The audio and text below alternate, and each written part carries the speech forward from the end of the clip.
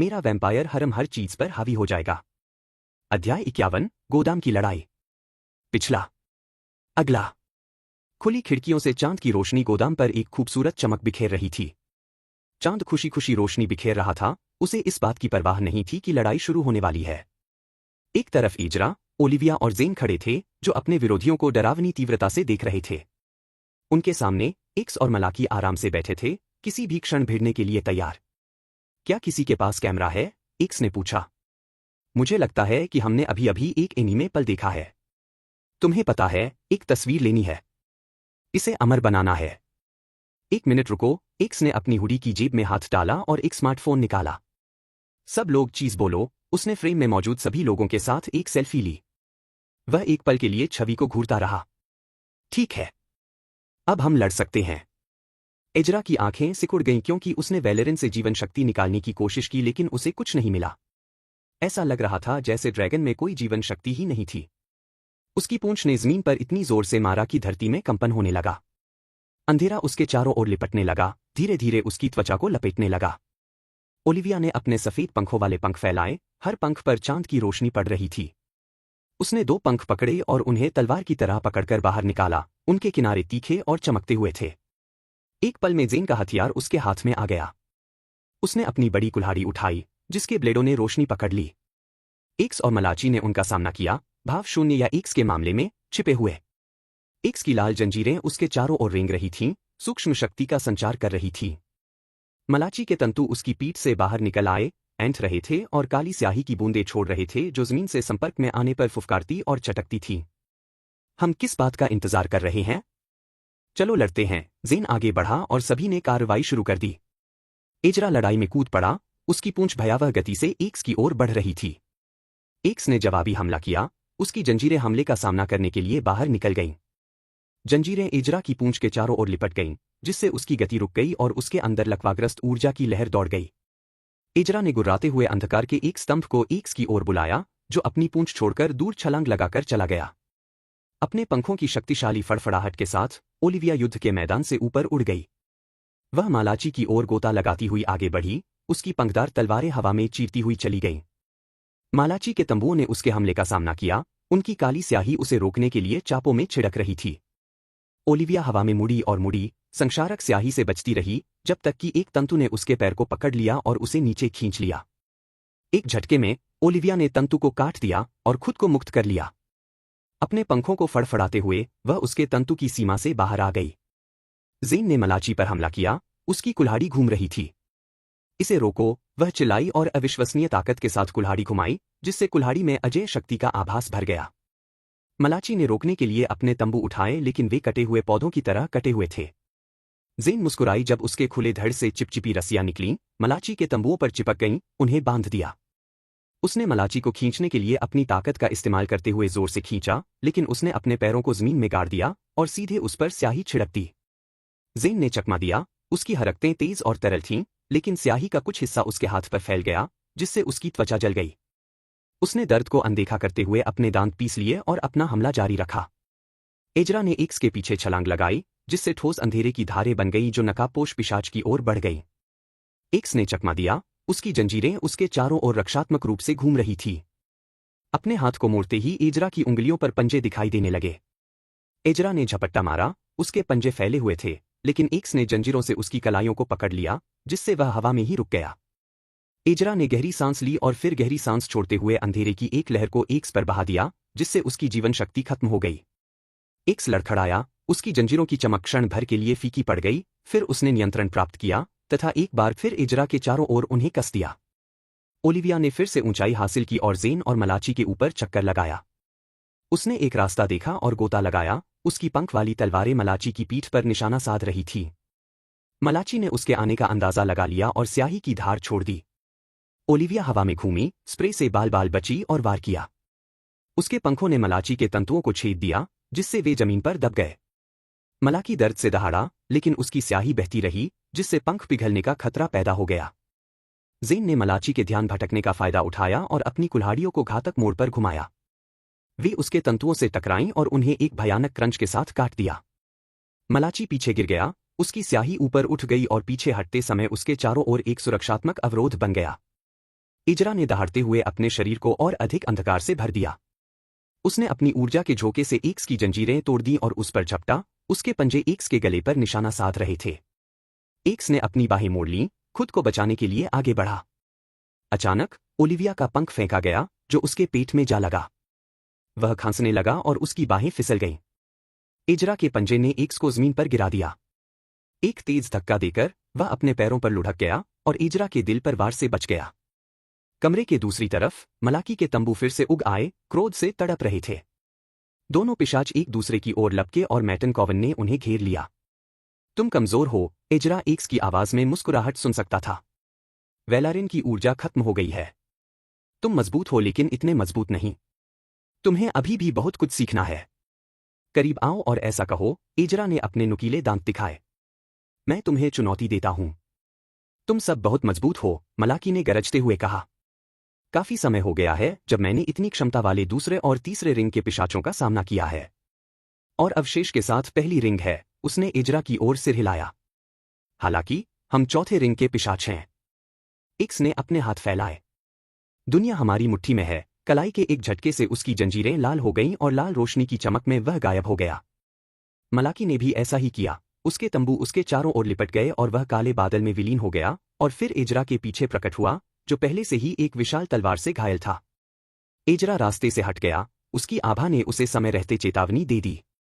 मैटन जल्दी से गोदाम के केंद्र में फिर से इकट्ठा हो गए। उनकी आंखें युद्ध के मैदान को स्कैन कर रही थीं। हवा एक्स और मलाची के टेलीपोर्टेशन से बची हुई ऊर्जा से झिलमिला रही थी, जिससे यह अनुमान लगाना मुश्किल हो गया कि वे अगली बार कहाँ दिखाई देंगे। वे अब टेलीपोर्ट कर सकते हैं, इजरा ने अपने पंजे मोड़ते हुए गुर्राहट के साथ कहा। सतर्क रहो, ओलिविया ने चेतावनी दी। वे चौथी रिंग के पिशाच हैं। यही तो वे करते हैं। वे हमेशा के लिए छिप नहीं सकते, जेन ने कुल्हाड़ी घुमाते हुए मुस्कुराते हुए कहा। और मैं यही रहूंगी। इंतजार करूंगी। मेरा वैम्पायर हरम हर चीज पर हावी हो जाएगा। अध्याय 52, फूट डालो और जीतो। पिछला। अगला। पीकाबू। इससे पहले कि वे कुछ कर पाते, एक्स ओलिविया के पीछे आ गया। उसकी जंजीरें उसकी ओर बढ़ रही थीं। ओलिविया घूम गई। उसकी पंखदार तलवारों ने समय रहते हमले को रोक दिया। टक्कर के बल से वह पीछे की ओर खिसक गई। संतुलन बनाए रखने के लिए उसके पंख फड़फड़ाने लगे। इजरा ने एक्स पर हमला किया, लेकिन इससे पहले कि वह हमला कर पाता, एक्स फिर से गायब हो गया। युद्ध के मैदान के दूसरी तरफ फिर से प्रकट हुआ। मालाची छाया से बाहर आया। उसके तंबू बेतहाशा हिल रहे थे। उसने जेन की ओर संक्षारक स्याही की एक धार फेंकी, जिसने चकमा दिया और अपनी कुल्हाड़ी के शक्तिशाली झटके से जवाबी हमला किया। मालाची दूर चला गया। स्याही जमीन पर अनिहित रूप से छलक गई। ओलिविया ने आंखें सिकोड़ते हुए कहा, वे हिट एंड रन रणनीति का इस्तेमाल कर रहे हैं। हमें उनसे आगे निकलने की जरूरत है। इजरा ने सिर हिलाया। पहले से ही एक योजना बना रहा था। हमें उन्हें एक कोने में धकेलना होगा। जनरल, उनकी हरकतों को सीमित करने के लिए अपनी रस्सियों का इस्तेमाल करें। ओलिविया, जब तक मैं उनके टेलीपोर्टेशन को बाधित करने की कोशिश करता हूं, तब तक मुझे ढक दो। जेन ने सिर हिलाते हुए अपने हाथ आगे बढ़ाए, अपनी चिपचिपी रस्सियां फैला दीं, जिससे उनके आसपास के क्षेत्र के चारों ओर एक जाल जैसा अवरोध बन गया।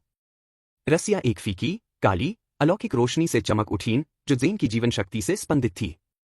अब तुम ब्लैक विडो गैंग के इलाके में हो, मूर्खों, वह हंसी। हम इसे ऐसा नहीं कह रहे हैं। ओलिविया ने अपने पंखों को रस्सियों पर फंसने से बचाने के लिए पीछे की ओर खींचा। उसने अपने पंखों वाली तलवारें अपने सामने पकड़ रखी थीं। तीनों एक दूसरे की पीठ से पीठ मिलाकर खड़े थे। यह बिल्कुल सही नाम है और आप इसे जानते हैं। जेन ने उन सभी जगहों पर अपना जाल फेंका जहां दो पिशाच दिखाई दिए, जिससे वह जगह बंद हो गई और गतिशीलता सीमित हो गई। एक्स और मलाची जेन की रस्सियों की परिधि में फिर से प्रकट हुए और जाल को ध्यान से देखते रहे। तुम लोग वहां से कैसे निकलोगे? एक्स ने अपने हाथों को कमर पर रखते हुए पूछा। हमारी चिंता मत करो। अपनी चिंता करो, जनरल ने पुकारा। एक्स ने अपनी जंजीरों से जोर लगाया, अवरोध को तोड़ने की कोशिश की, लेकिन रस्सियां मजबूत थीं। जंजीरों को बांधे रखा और उनकी गति को रोक दिया।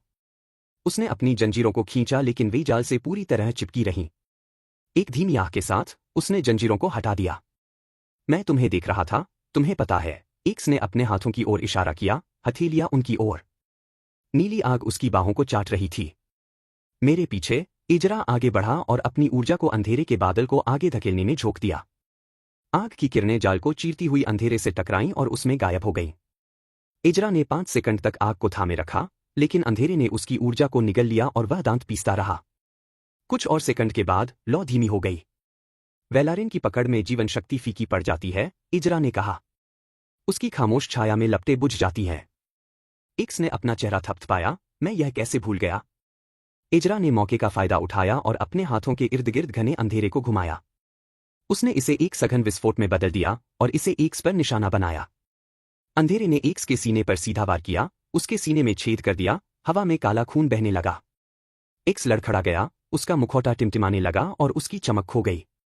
ओलिविया ने अपनी पंख वाली तलवारों से मालाची पर वार करना शुरू कर दिया। मालाची ने दूर जाने की कोशिश की लेकिन इजरा ने एक काली लहर छोड़ी जिसने उसके प्रयास को बाधित कर दिया। ज़ेन ने जल्दी से अपना जाल फेंका, जिससे वह फर्श पर चिपक गया। ओलिविया के पंख सही जगह पर लगे, मालाची के तंबुओं को काटते हुए उसे पीछे धकेल दिया। ज़ेन बिजली की गति से आगे बढ़ी, उसकी कुल्हाड़ी धुंधली सी दिख रही थी क्योंकि वह मालाची के करीब पहुंच रही थी। उसने पूरी ताकत से वार किया, ब्लेड टेंटिकल और मांस को चीरते हुए निकल गए। मालाची दर्द से दहाड़ने लगा, दूर जाने की कोशिश कर रहा था, लेकिन रस्सियों ने उसे अपनी जगह पर बांध रखा था। इजरा ने अपने लाभ का लाभ उठाया, उसकी ड्रैगन पूंछ एक्स पर हमला करने के लिए घूमी। एक्स की जंजीरों ने शुरुआती हमले को रोक दिया, लेकिन इजरा का अंधेरा आगे बढ़ गया, एक्स को घेर लिया और उसकी जीवन शक्ति को खत्म कर दिया। एक कर्कश गड़गड़ाहट के साथ इजरा ने अंधेरे में अपनी जीवन शक्ति भर दी, इसकी शक्ति को बढ़ा दिया और चुराई गई जीवन शक्ति का फीडबैक लूप बनाया। एक्स का टेलीपोर्टेशन विफल हो गया, जिससे वह असुरक्षित हो गया। ओलिविया और ज़ेन ने अपने हमलों का समन्वय किया, मालाची पर अलग अलग कोणों से हमला किया।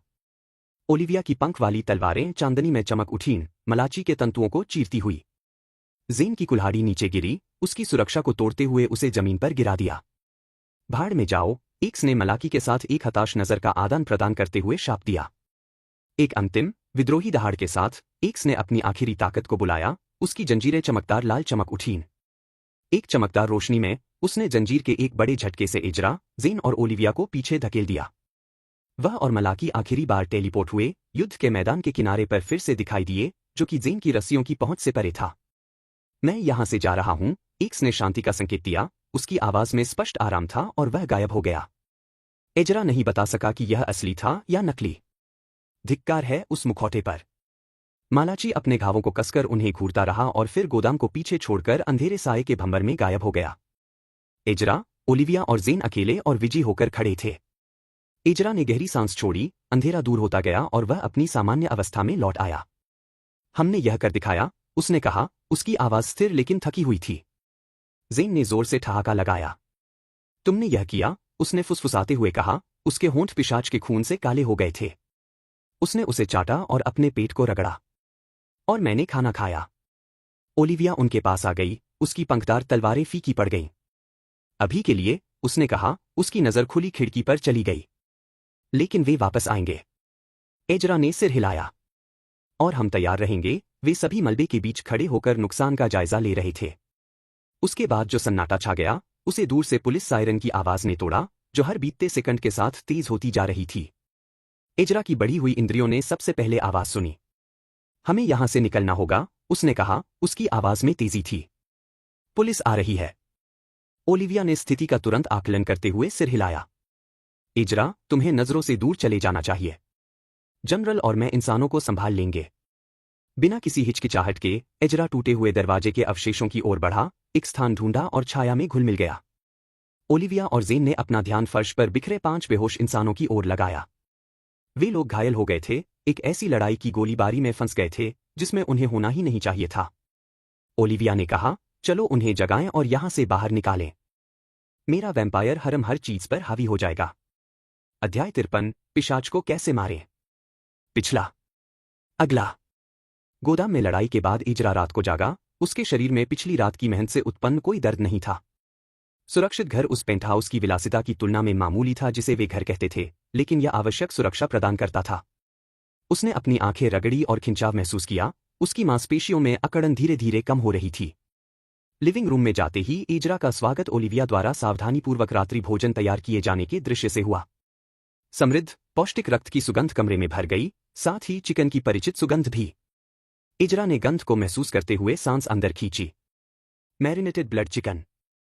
ओलिविया ने शान से कदम रखा, उसकी कमर के चारों ओर एक एप्रन बंधा हुआ था, जो उसके कर्व्स को उभार रहा था। उसने ऊपर देखा और उसे देखते ही हल्की सी मुस्कुराहट दी। गुड इवनिंग, एजरा, उसने स्थिर स्वर में कहा। मुझे लगा कि तुम्हें भूख लगी होगी। एजरा ने सिर हिलाया, उसे प्यास लग रही थी। धन्यवाद, ओलिविया। मुझे कुछ खाने को चाहिए। जैसे ही वह मेज के सिरहाने अपनी सामान्य स्थिति में बैठा, जेन कमरे में दाखिल हुआ। वह हमेशा की तरह आत्मविश्वास से भरी हुई थी, उसकी आंखें कमरे को देख रही थीं। उसने दोनों को अभिवादन में सिर हिलाया और मेज पर बैठ गई। डिनर शुरू में शांत माहौल में हुआ, सभी अपने अपने विचारों में खोए हुए थे। वे सभी पिछली रात की घटनाओं के बारे में सोच रहे थे और सोच रहे थे कि वे क्या अलग कर सकते थे। ओलिविया ने जो रात्रिभोज तैयार किया था, वह हमेशा की तरह स्वादों का मिश्रण था, जो समृद्ध और दीर्घजीवी था तथा उनकी क्षीण हो चुकी जीवन शक्ति को पुनः प्राप्त करने में सहायक था। डिनर के बाद ओलिविया ने चुप्पी तोड़ी। हमें अपने रहने की स्थिति के बारे में बात करनी है, उसने गंभीर स्वर में कहा। चूंकि गोदाम तक हमारा पीछा किया गया था, इसलिए यह स्पष्ट है कि हमारे दुश्मनों को पता है कि हम कहाँ रहते हैं। अब पेंट हाउस में रहना सुरक्षित नहीं है। जेन और एजरा ने एक दूसरे की तरफ देखा और दोनों समझ गए कि क्या हो रहा है। आप सही कह रहे हैं, जेन ने सहमति जताई। हम एक ही जगह पर बहुत लंबे समय तक नहीं रह सकते, खासकर अगर यह समझौतापूर्ण हो। एजरा ने सिर हिलाया। तो अब हम कहाँ जाए? ओलिविया ने विचारमग्न होकर आह भरी। हमें संचालन का एक नया आधार खोजने की आवश्यकता है, ऐसी जगह जहां वे हमें इतनी आसानी से ट्रैक न कर सके। इसका यह भी अर्थ है कि हमें अपनी गतिविधियों के बारे में अधिक सावधान रहने की आवश्यकता है। जेन आगे झुकी, उसकी अभिव्यक्ति गंभीर थी। एजरा, अब तुम हमारे नए गिरोह के साथ सार्वजनिक रूप से नहीं घूम पाओगे। मनुष्यों ने तुम्हें मरते हुए देखा है और इससे चीजें जटिल हो गई हैं। एजरा ने इस बात पर विचार करते हुए भौहें सिकोड़ी। मैं मास्क पहन सकता हूं, उसने सुझाव दिया। इससे मैं बिना पहचाने इधर उधर घूम सकता हूं। वे तुम्हारी बनावट जानते हैं, लेकिन ओलिविया ने धीरे से सिर हिलाया, यह काम कर सकता है, बशर्ते तुम टीम को खुद को देखने न दो। हमें तुम्हारी मौत का भ्रम बनाए रखना होगा। मैं अपनी नई जगह पर काम शुरू कर दूंगी। जेन खड़ी हो गई, उसका दिमाग पहले से ही व्यवस्थाओं पर काम कर रहा था। मुझे कुछ सामान संभालना है, उसने घोषणा की। हम सामान पैक करना शुरू कर देंगे और बाहर जाने की व्यवस्था करेंगे। जब मुझे सही जगह मिल जाएगी तो मैं आपको बता दूंगी। जब जेन कमरे से बाहर चला गया, ओलिविया एजरा की ओर मुड़ी, उसका चेहरा ध्यान की ओर मुड़ गया। अब हमारे पाठ का समय हो गया है, उसने कहा। एजरा ने सिर हिलाया, यह समझते हुए कि चाहे वह कितना भी शक्तिशाली क्यों न हो, उसे ज्ञान की कमी से भी नीचे लाया जा सकता है। वे एक साइड रूम में चले गए, जहां ओलिविया ने एक प्रशिक्षण क्षेत्र स्थापित किया था। यह जगह मामूली लेकिन कार्यात्मक थी, जिसमें मुकाबला करने और अपनी क्षमताओं का अभ्यास करने के लिए पर्याप्त जगह थी। ओलिविया ने अपनी पंख वाली तलवारें बनाईं, जिसके किनारे नरम रोशनी में चमक रहे थे। आज रात हम वेलारिन पर आपके नियंत्रण को बेहतर बनाने पर ध्यान केंद्रित करेंगे, उसने कहा, उसका स्वर अधिकारपूर्ण था। आपने बहुत लंबा सफर तय किया है, एजरा, लेकिन अभी भी बहुत कुछ सीखना बाकी है। लेकिन शुरू करने से पहले हम आपके ज्ञान को ताज़ा करने के लिए थोड़ा समय लेंगे। ठीक है, चलो ऐसा करते हैं। ओलिविया ने पूछा, किसी व्यक्ति को पिशाच क्या बनाता है? काटने और पलटने से, एजरा ने मुस्कुराते हुए कंधे उचकाए। पिशाच वह प्राणी है जिसके पास कोई प्राकृतिक आत्मा नहीं होती, ओलिविया ने नाक सिकोड़ते हुए कहा। रुको, क्या? एजरा सावधान होकर खड़ा हो गया। हमारे पास कोई आत्मा नहीं है, उसने अविश्वसनीय रूप से पूछा। हमारे पास आत्मा है। यह स्वाभाविक नहीं है, ओलिविया ने शांति से समझाया। पिशाच पुनर्जन्म के लिए मरते हैं और जब आप मरते हैं तो आप अपनी आत्मा खो देते हैं। आत्मा ही शरीर को जीवन शक्ति देती है। एजरा ने भौहें सिकोड़ी। जब पिशाचों को काटा जाता है तो पिशाच वायरस शरीर को बदल देता है और इसका उपयोग कृत्रिम आत्मा बनाने के लिए करता है। यह आत्मा हर पिशाच के दिल में रहती है, ओलिविया ने आगे कहा। इसलिए पिशाच को मारने के केवल 2 तरीके हैं। पहला, उन्हें लंबे समय तक धूप में छोड़ना। सूरज जीवन देने वाला और शुद्ध करने वाला है। पिशाच जीवन का अपमान करते हैं। सूर्य पिशाच को जलाकर राख कर देगा और पृथ्वी को शुद्ध कर देगा। दूसरा तरीका है पिशाच के हृदय को नष्ट करना। जब पिशाच का हृदय नष्ट हो जाता है तो उसकी कृत्रिम आत्मा भी नष्ट हो जाती है। यदि आप पिशाच के शरीर को नष्ट कर देते हैं लेकिन हृदय को छोड़ देते हैं तो वे पर्याप्त रक्त या जीवन शक्ति के साथ पुनर्जीवित हो सकते हैं। 1 मिनट रुको, एजरा ने उंगली उठाई। मुझे पूरा यकीन है कि मैंने कल एक्स के दिल में छुरा घोंपा था। नहीं, तुमने ऐसा नहीं किया, ओलिविया ने अपना सिर हिलाया। तुमने उसकी छाती पर भाला मारा, लेकिन उसके दिल पर नहीं। वह तुरंत मर जाता। मुझे लगता है कि यही कारण है कि वह पीछे हटने के लिए इतना उत्सुक था। ठीक है, यदि हमारे पास कृत्रिम आत्माएं हैं तो हम सामान्य आत्मा की तरह अपनी जीवन शक्ति क्यों नहीं बना सकते? पिशाचों में पूर्ण आत्मा नहीं होती। एजरा ने अपनी भौहें उठाईं। अब क्या? पहले तो हमारे पास कोई प्राकृतिक आत्मा नहीं है और अब हमारे पास पूर्ण आत्मा भी नहीं है। हाँ, ओलिविया ने सिर हिलाया। पिशाचों में पूरी आत्मा नहीं होती। आत्मा इतनी जटिल होती है कि उसे हृदय जैसे भौतिक स्थान में नहीं रखा जा सकता। यही कारण है कि नर और मादा पिशाचों के अलग अलग हिस्से होते हैं। एजरा की आंखें एहसास से चौड़ी हो गईं। हाँ, ओलिविया ने स्वीकार किया। यही कारण है कि पिशाच सेक्स करके जीवन शक्ति उत्पन्न कर सकते हैं। जीवन शक्ति उत्पन्न करने के लिए आत्मा के दो हिस्सों को जोड़ने का एकमात्र ज्ञात तरीका संभोग है। महिला और पुरुष पिशाचों के अलग अलग हिस्से होते हैं। इजरा ने बैठकर जानकारी को पचाया। अंगूठियों के बारे में क्या? उसने पूछा। मैंने आप लोगों को इस पर चर्चा करते हुए सुना है। पहली अंगूठी वाला पिशाच होने का शक्ति से क्या संबंध है? मेरा वैम्पायर हरम हर चीज पर हावी हो जाएगा। अध्याय 54, रिंग्स को समझना। पिछला। अगला। इजरा प्रशिक्षण कक्ष में बैठा हुआ देख रहा था कि ओलिविया अपनी पंखदार तलवारों को कुशलता से चला रही थी तथा उनकी तरल सुंदरता का प्रदर्शन कर रही थी। सभी पिशाचों के पास टैटू राक्षस होते हैं। ओलिविया ने अपनी तलवारें नीचे करके उसकी नजरों से नजर मिलाते हुए कहा। हर पिशाच के पास एक या उससे ज्यादा टैटू राक्षस हो सकते हैं। लेकिन इसमें एक दिक्कत है। आपके पास जितने ज्यादा राक्षस होंगे, आपकी विकास दर उतनी ही धीमी होगी। इजरा ने आश्चर्य से अपनी भौहें सिकोड़ ली। ऐसा क्यों है? और इसका छलों से क्या संबंध है? ओलिविया ने आह भरते हुए पंख वाली तलवारों को हवा में उछाला और उन्हें पकड़ लिया। ऐसा इसलिए है क्योंकि प्रत्येक अतिरिक्त राक्षस को बनाए रखने और बढ़ने के लिए अधिक जीवन शक्ति की आवश्यकता होती है। पिशाच के रूप में हमारी ताकत जीवन शक्ति से आती है। आपके पास जितने अधिक राक्षस होंगे, रिंगों पर चढ़ने के लिए उतनी ही अधिक जीवन शक्ति की आवश्यकता होगी। जैसा कि मैंने पहले पूछा था, ये अंगूठियां वास्तव में क्या हैं? इजरा ने अपने होठों को सिकोड़ लिया। ओलिविया ने विराम लिया। अंगूठियां पिशाच के रूप में हमारे विकास के चरण हैं। प्रत्येक अंगूठी हमें पहले से मौजूद क्षमताओं के अलावा एक नई शक्ति प्रदान करती है। ये नई शक्तियां सभी पिशाचों में एक जैसी होती हैं, लेकिन हर किसी की अपनी विविधताएं होती हैं। एजरा दीवार के सहारे झुक गया, उसकी दिलचस्पी बढ़ती जा रही थी।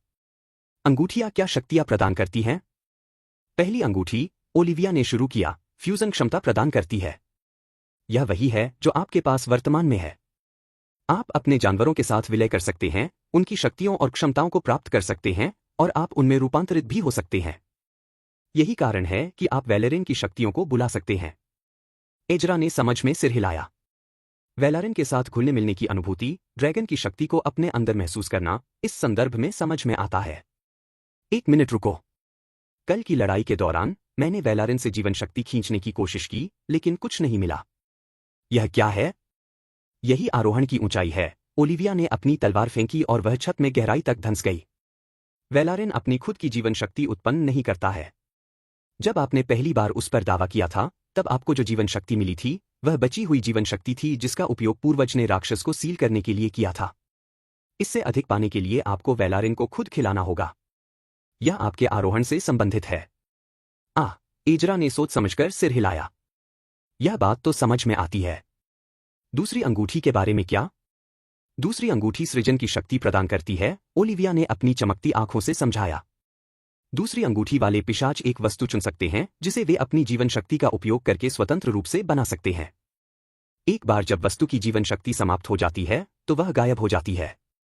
एजरा के दिमाग में कई तरह की संभावनाएं घूम रही थीं। क्या मैं सोना बनाने का विकल्प चुन सकता हूं? हाँ, लेकिन इसे मनुष्यों के बीच साझा करना गोपनीयता के कानून का उल्लंघन है। इजरा पीछे बैठ गया। तो जेन की युद्ध कुल्हाड़ी और सारा का कवच। हाँ, ओलिविया ने पुष्टि की, दोनों ही दूसरी रिंग की वस्तुएं हैं। जेन अपनी इच्छानुसार अपनी कुल्हाड़ियां बुला सकती है और सारा का कवच जरूरत पड़ने पर मूर्त रूप ले लेता है, जिससे उन दोनों को युद्ध में दुर्जेय उपकरण मिल जाते हैं। इजरा ने इस पर विचार किया, पहेली के टुकड़े अपनी जगह पर आ गए। छल्ले उनके विकास को समझने का एक संरचित तरीका थे। प्रत्येक अंगूठी उनकी पहले से ही शक्तिशाली क्षमताओं को महत्वपूर्ण वृद्धि प्रदान करती थी।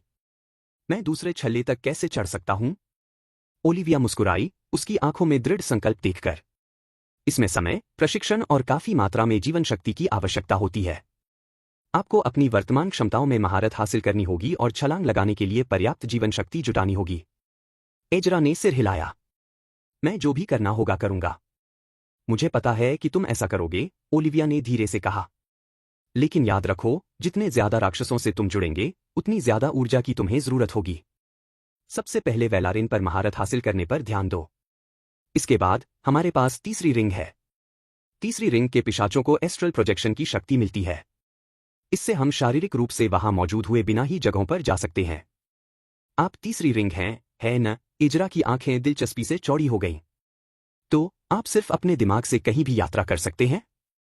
केवल वे स्थान जो निजी आवास न हों, ओलिविया ने पुष्टि की। यह लंबी दूरी पर टोही और संचार के लिए अविश्वसनीय रूप से उपयोगी है। आप अपनी चेतना को किसी अन्य स्थान पर प्रक्षेपित कर सकते हैं और लोगों के साथ बातचीत कर सकते हैं या अपनी शारीरिक सुरक्षा को जोखिम में डाले बिना जानकारी एकत्र कर सकते हैं। एजरा ने सिर हिलाया, कल्पना करते हुए कि अगर उसके पास एस्ट्रल प्रोजेक्शन होता तो वह क्या करता। यह आश्चर्यजनक लगता है। क्या आप अक्सर इसका इस्तेमाल करते हैं? जब उसने यह सवाल पूछा तो उसे एहसास हुआ कि एक्स और मलाकी कभी भी उन पर जासूसी कर सकते हैं। कम से कम वे निजी आवासों में प्रवेश तो नहीं कर सकते। ओलिविया ने अपना सिर हिलाते हुए आह भरी। दुर्भाग्य से मेरी तीसरी रिंग क्षमता वर्तमान में अनुपलब्ध है। मैं चौथी रिंग पर चढ़ने के बीच में हूं, जिसका मतलब है कि मैंने अस्थायी रूप से उस तक पहुंच खो दी है। इजरा ने एस्ट्रल प्रोजेक्शन के अपने दिवा स्वप्नों को बीच में ही रोक दिया। चौथी अंगूठी क्या प्रदान करती है? ओलिविया ने आगे कहा, चौथी अंगूठी टेलीपोर्टेशन की शक्ति प्रदान करती है। यह वह क्षमता है जिसका इस्तेमाल एक्स और मलाची ने हमारी लड़ाई के दौरान किया था। इसके साथ आप एक स्थान से दूसरे स्थान पर तुरंत जा सकते हैं, जिससे दुश्मनों के लिए आपको पकड़ना लगभग असंभव हो जाता है। एजरा को एक्स और मलाकी के टेलीपोर्टेशन का सामना करने की निराशा याद आ गई जब वे आखिरी बार मिले थे। टेलीपोर्ट करने की क्षमता गेम चेंजर साबित होगी। कल्पना करें कि आप अपने दुश्मन को देख पा रहे हैं और फिर सीधे उनके पास टेलीपोर्ट हो जा रहे हैं। यह अविश्वसनीय रूप से शक्तिशाली लगता है। हाँ, ओलिविया ने सहमति जताई। लेकिन यह तो बस शुरुआत है। पांचवी रिंग के पिशाचों को पॉकेट आयाम मिलता है। यह सामान्य वास्तविकता से बाहर एक निजी स्थान है जहां आप सामान रख सकते हैं या अस्थायी रूप से छिप भी सकते हैं। उनका अपना बैग। इजरा के दिमाग में कई तरह की संभावनाएं घूम रही थी। क्या मैं इसमें फ्रीजर रख सकता हूं? कल्पना कीजिए, किसी भी समय और किसी भी दिन ठंडी ब्लड वाइन।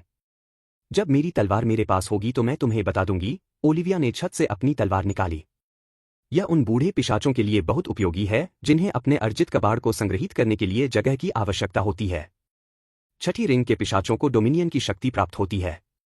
यह क्षमता आपको अन्य लोगों की क्षमताओं को बढ़ाने या उन्हें कमजोर करने की अनुमति देती है, जिससे लड़ाई के दौरान तराजू आपके पक्ष में झुक जाता है। सचमुच, इजरा उच्चतर वलय द्वारा प्रदान की जाने वाली क्षमताओं की सीमा से चकित था। और सातवें वलय के बारे में क्या? सातवीं अंगूठी वाले पिशाचों की संख्या बहुत कम है। सातवीं अंगूठी वाले पिशाच दूरदर्शिता प्राप्त करते हैं, ओलिविया ने गंभीर स्वर में कहा। यह समय में आगे देखने की क्षमता है। यह हमेशा स्पष्ट या विशिष्ट नहीं होता है, लेकिन यह आपको संभावित भविष्य की झलक देता है, जिससे आप आने वाले समय का अनुमान लगा सकते हैं और उसके लिए तैयार हो सकते हैं। मैंने सुना है कि कुशल पिशाच युद्ध में इसका उपयोग कर सकते हैं। एजरा बोल नहीं पा रहा था।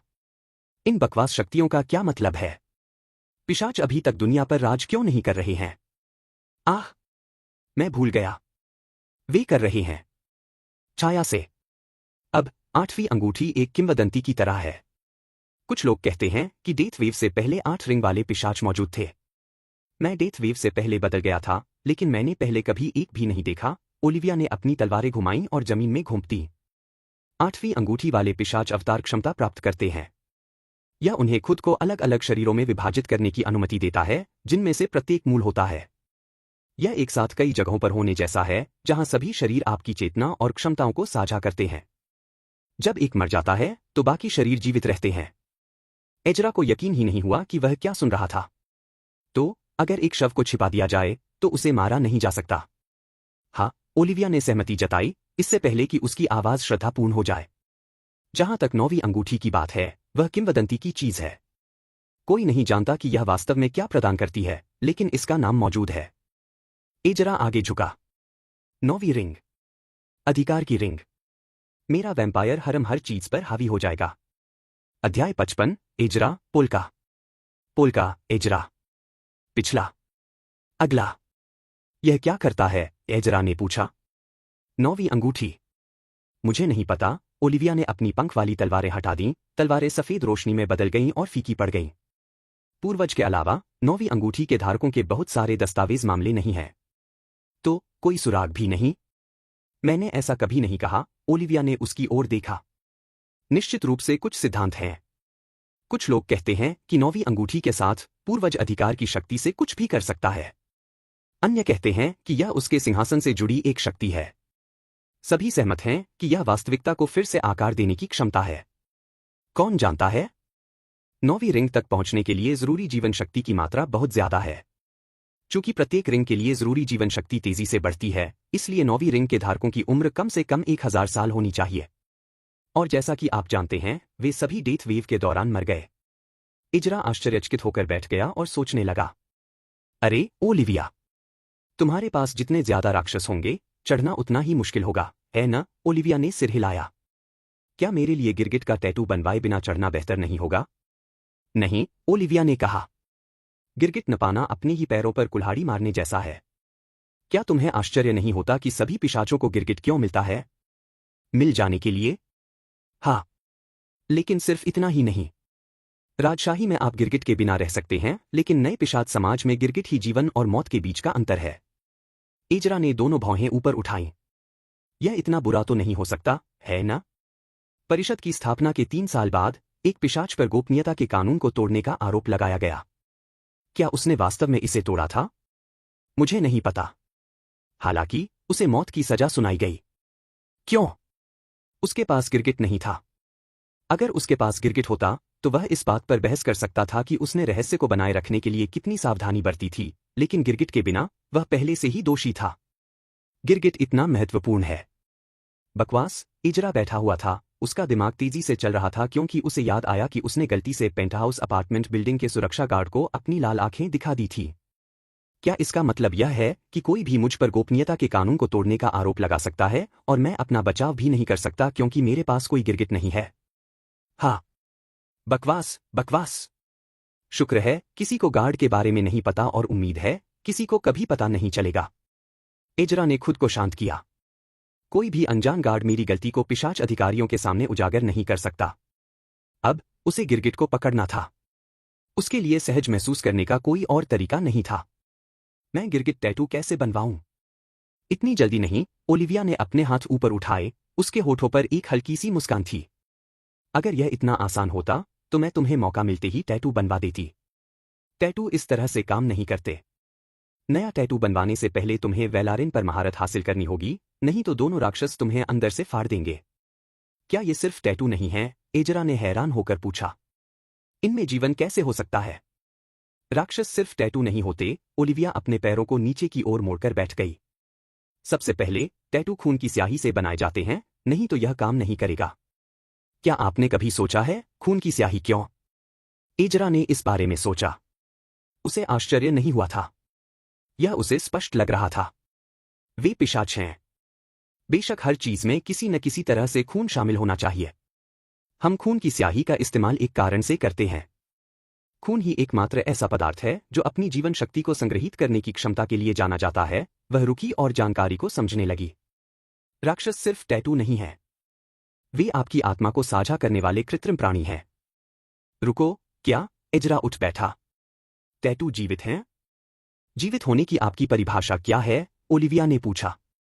अगर आपका मतलब है कि क्या वे सोच सकते हैं, महसूस कर सकते हैं, तो हाँ, वे जीवित हैं। राक्षसों को हमारी त्वचा पर टैटू बनाया जाता है ताकि उन्हें हमारी आत्मा तक पहुंच मिल सके और उन्हें जीवन मिल सके। इसका मतलब है कि आपको अपने राक्षस को वश में करना होगा और अपनी आत्मा पर दावा करना होगा, अन्यथा राक्षस आपकी आत्मा पर कब्जा कर लेंगे। कृत्रिम आधी आत्मा जो मेरे लिए भी पर्याप्त नहीं है। उसने अपने पेट में वेलारिन को महसूस किया। हमेशा लड़ने के लिए तैयार, हमेशा विद्रोह करने के लिए तैयार। वह मेरी आत्मा पर कब्जा कर सकता है। क्या होगा अगर कोई राक्षस किसी पिशाच की आत्मा पर कब्जा कर ले? पिशाच का अस्तित्व मिट जाता है और शांति सैनिकों के लिए एक जानवर बच जाता है। अगर आप अपनी आत्मा खो देते हैं तो यह अंत है। इजरा ने निगल लिया। राक्षस केवल जानवरों जितने ही बुद्धिमान हो सकते हैं, लेकिन इसका मतलब यह नहीं है कि वे मूर्ख हैं। उन्हें जीवन का एक प्रतिरूप दिया गया है। वे इसे हथियाने के लिए उत्सुक हैं। आपको उन्हें दिखाना होगा कि राक्षस कौन है। वे नहीं, बल्कि आप। एजरा सोच रहा था कि क्या पिशाच बनना वाकई इतना बढ़िया है। हाँ, आपको अमरता, बढ़ी हुई सजगता, महाशक्तियां, पुनर्जनन, सुंदरता मिलती है। ठीक है, मैं इसे स्वीकार करता हूं। पिशाच बनना वाकई इतना बढ़िया है। उसने आह भरी। यह इतना भी बुरा नहीं है। एक बार जब आप वेलारिन पर विजय प्राप्त कर लेंगे तो आपको ऐसा दोबारा करने की जरूरत नहीं होगी, ओलिविया ने उसे सांत्वना दी। आपके पास कितने राक्षस हैं? इजरा ने पूछा। सिर्फ 2। मेरा गिरगिट और पोल्का। पोल्का? इजरा मुस्कुराया। यह मेरा दूसरा राक्षस है। मैं तुम्हें उससे मिलवाता हूं। ओलिविया सहज भाव से खड़ी हुई और एक पक्षी अपने पंख फड़फड़ाते हुए उसकी पीठ से उछला। एक पल के लिए वह हवा में मंडराता रहा और इजरा का मुंह खुला रह गया। पक्षी के पंख शुद्ध सफेद थे, जो इंद्रधनुषी धब्बों से सजे थे, जो सुंदर नीले, हरे और लाल रंग में चमकते थे। प्रत्येक पंख में एक हल्की चमक थी, जिससे पक्षी हवा में लटकते हुए लगभग अलौकिक दिखाई दे रहा था। वह अपनी सुनहरी चोंच आसमान में उठाता है और जोर से चिल्लाता है। इजरा जहां बैठा था वहीं विस्मय में पिघल गया, क्योंकि उसकी मधुर ध्वनि उसके अंदर की ऊर्जा के साथ प्रतिध्वनित हो रही थी। वह पक्षी से फैलती हुई रंग की हल्की लहरों को देख सकता था और हवा में जादू की कोमल लटों की तरह बुन सकता था। इजरा को लगा कि उसकी आंखें गीली हो रही हैं। उसके गाने की आवाज ने उसके अंदर आश्चर्य की गहरी भावना जगा दी। पक्षी ने अपने पंख फड़फड़ाए और अपने पैरों पर आ गया। उसने ओलिविया को चूमते हुए एक हल्की सी आवाज निकाली, जो उसके जितनी ही लंबी थी। Ezra, polka. Polka, Ezra, Olivia ने इशारा किया, स्पष्ट रूप से अपने साथी पर गर्व था। यह क्या बकवास था? इजरा ने अपनी आंखें रगड़ते हुए अपने पैरों पर खड़ा हो गया। यह पोल्का की क्षमता है, ओलिविया ने हंसते हुए कहा, एक दुर्लभ दृश्य जिसने इजरा का जबड़ा खुला छोड़ दिया। पोल्का ऐसी आवाजें निकाल सकता है जो किसी भी प्राणी के भीतर की जीवन शक्ति को नियंत्रित कर सकती हैं। हाँ, यह उतना ही शक्तिशाली और खतरनाक है जितना कि यह लगता है। पोल्का लंबे समय तक नहीं रह सकता। जैसे कि संकेत पर पोल्का सफेद रोशनी की चमक में ओलिविया में वापस गायब हो गया। इजरा का आश्चर्य बढ़ता ही जा रहा था। जब हम अपनी जान बचाने के लिए लड़ रहे थे, तब तुमने इसका इस्तेमाल क्यों नहीं किया? मैं चौथे वलय पर चढ़ रहा हूं, इजरा। आरोहण पिशाच की शक्ति का एक बड़ा हिस्सा बंद कर देता है। यही एक कारण है कि बहुत सारे शक्तिशाली पिशाच आरोहण से ठीक पहले मारे जाते हैं। क्या बकवास है? तो फिर तुम ऊपर क्यों नहीं चढ़ जाते? तुम्हें क्या चाहिए? जीवन शक्ति और ऊर्जा, ओलिविया ने आह भरी। मानव निर्मित ऊर्जा, अपार मात्रा में ऊर्जा। इजरा ने उसे घूरते हुए उसके रूप को देखा। उसने एक ढीली टी शर्ट पहनी हुई थी जो उसके स्तनों के उभार को पूरी तरह से छिपा नहीं पा रही थी। वह बता सकता था कि उसने स्पोर्ट्स ब्रा पहनी हुई थी क्योंकि वह उसकी शर्ट से चिपकी हुई थी। उसकी नजर नीचे गई। उसने उसके सुडौल कूल्हों को देखा जो एक तंग लेगिंग में लिपटे हुए थे, जो उसके आकर्षक शरीर को प्रदर्शित कर रहे थे। मैं वास्तव में ऊर्जा के बारे में ज्यादा नहीं जानता, लेकिन मैं जीवन शक्ति बनाने का एक तरीका जानता हूं, वह मुस्कुराया। बहुत सारी जीवन शक्ति। मेरा वैम्पायर हरम हर चीज पर हावी हो जाएगा। अध्याय 56, क्षैतिज प्रशिक्षण। पिछला। अगला। चेतावनी, A18 दृश्य। सच में? ओलिविया ने संदेह से भौहें उठाईं। बताओ। इजरा ने उसे घूर कर देखा। तुम्हें पता है। क्षैतिज टैंगो। जीवन शक्ति का जोर, इजरा ने इशारा करते हुए अपनी भौहें हिलाईं। ओलिविया शून्य भाव से देखती रही। सच में? क्या वह वास्तव में नहीं जानती कि मैं किस बारे में बात कर रहा हूं? दोहरी खेती, इजरा ने स्पष्ट रूप से कहा। सेक्स, उसने देखा कि ओलिविया को एहसास हो गया। मैं यह जानती थी, वह हकलाते हुए बोली। मैं बस यही बात उठाने वाली थी। जरूर, तुम थे, इजरा ने संदेह से मुस्कुराते हुए कहा। वास्तव में, क्या मैं इसलिए नहीं मुड़ा था क्योंकि तुम्हें ऊर्जा की जरूरत थी? और तुमने एक बार भी इस बारे में बात नहीं की। मैं व्यस्त थी, उसने दूसरी ओर देखा। तुम्हें पता है, मेरे पास एक सिद्धांत है, इजरा धीरे धीरे ओलिविया की ओर चला।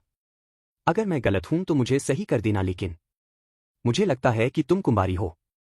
क्या क्या? ओलिविया की आवाज गूंजी। तुम ऐसा क्यों सोचोगे? उसने दूसरी ओर देखा। अलग अलग कारण। तुम्हारा बहाना बहुत ही कमजोर है। तुम व्यस्त हो। मैं सच में जानता हूं कि अगर तुम समय निकालना चाहते तो निकाल लेते। तो क्यों? तुम ऊर्जा के लिए क्यों नहीं आए? मैं केवल यही सोच सकता हूं कि आपने ऐसा पहले कभी नहीं किया है। मैं तुम्हें बता रही हूं, उसने अपनी बाहें क्रॉस करके अपने स्तनों को अपनी टी शर्ट पर दबाते हुए कहा। मैं नहीं बता रही हूं। इसे साबित करो, एजरा ने ओलिविया के सामने रुकते हुए कहा। क्या? वह पीछे हट गई, उसकी नजरों से नजरें नहीं मिला पा रही थी। तुमने कहा था कि तुम कुमारी नहीं हो, एजरा ने मुस्कुराते हुए कहा। इसे साबित करो। ओलिविया रुकी, एजरा की ओर देखा, फिर एक कदम आगे बढ़ी और उसके होठों पर एक चुंबन लिया। वह क्या था? एजरा ने स्पष्ट रूप से पूछा। सबूत। एजरा ने आह भरी। यहां आओ, उसने अपने हाथ उसकी कमर पर रखे और उसके कूल्हे को अपनी ओर खींचा। ईप, ओलिविया ने उसकी छाती में चीख लगाई। एजरा को यकीन नहीं हुआ कि वह क्या सुन रहा था। ओलिविया चीख रही थी। उसने अपना हाथ उसकी ठुड्डी के नीचे रखा और धीरे से उसे ऊपर उठाया, उसकी आंखों में घूरते हुए। आप इस तरह से चूमते हैं। वह आगे झुका और उसे गहराई से चूमा। ओलिविया एक पल के लिए चौंक गई, फिर उसने अपनी आंखें बंद कर लीं और वापस चूमा। उनकी जीभें एक दूसरे की मालिश कर रही थीं, एक दूसरे पर नाचते हुए घूम रही थीं। उसकी जीभ में खून और चिकन का स्वाद था। उसने उसके निचले होंठ को अपने मुंह में लेकर चूसा और फिर उसे छोड़ दिया। वे बिना रुके चूमते रहे। वे पिशाच थे, उन्हें हवा की जरूरत नहीं थी। एजरा का हाथ उसकी गर्दन के पीछे की जगह से हटकर उसके भाई के पास आ गया। एक हाथ ने ओलिविया की कमर पकड़ी हुई थी जबकि दूसरे ने उसकी मुलायम गांठ को पकड़ा हुआ था। यह जेन जितना अच्छा नहीं है, लेकिन यह काम करेगा। एजरा को आश्चर्य हुआ जब उसके हाथ उसकी गर्दन को घेरने लगे, उसे अपने करीब खींचते हुए। उसने चुंबन में गुनगुनाया, जबकि उसका दूसरा हाथ उसकी कमर से हटकर उसके दूसरे गाल को पकड़ने लगा। एजरा ने चूमते हुए उसकी गांठ को मसलना शुरू कर दिया, उनकी जांघों को आपस में रगड़ते हुए। उसने उसकी लेगिंग के ऊपर से उसकी गांठ को चुटकी से दबाया और मालिश किया जैसे कि वह प्लेटफ हो। जैसे ही उन्होंने चूमा, उसने अपने कूल्हों को उसके कूल्हों में घिसना शुरू कर दिया, उसका आधा खड़ा लिंग उसकी चूत के खिलाफ घिस रहा था। उसने घुटन भरी आवाज निकाली और उसने घर्षण जारी रखा, जिससे वह उसके मुंह में कराहने लगी। उनमें से एक ने उसकी गांठ को छोड़ दिया और उसकी जांघों पर चला गया, उसे धीरे से मालिश करने लगा। उसने जल्दी से पतले कपड़े के बीच से उसकी चूत को ढूंढ लिया और उसकी सतह को सहलाना शुरू कर दिया। आहा, वह खुशी से हांफने लगी, चुंबन तोड़ दिया। एजरा मुस्कुराया, उसकी गांठ को टटोला और उसकी गर्दन को चूसने लगा। उसने उसकी गांठ को छोड़ दिया और उसकी टी-शर्ट के hem को पकड़ लिया।